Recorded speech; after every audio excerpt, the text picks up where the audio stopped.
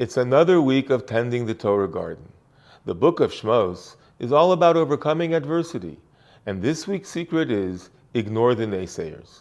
Moshe Rabenu, the quintessential Jewish leader, first met God last week at the burning bush.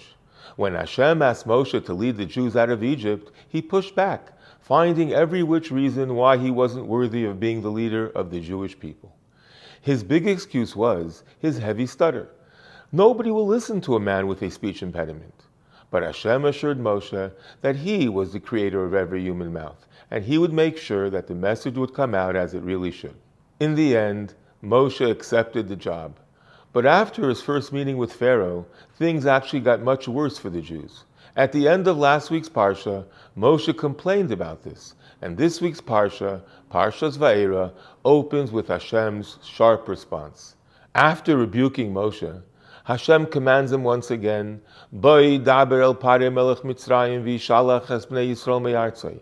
Come talk to Pharaoh, the king of Egypt, and let him send the Jews out from his land.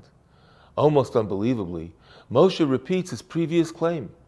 Even the Jews didn't want to listen to me. How will Pharaoh possibly hear me out? I'm a big stutterer.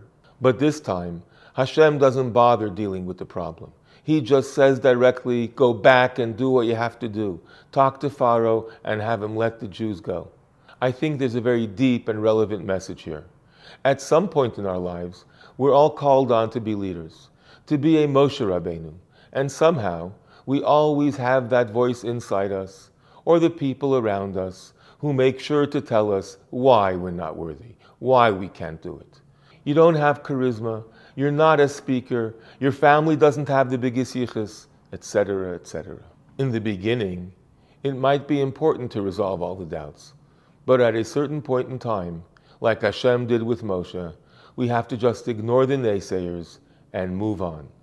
If we know what we're doing is right, if we have the inner conviction, then the eloquence and other qualities don't even matter.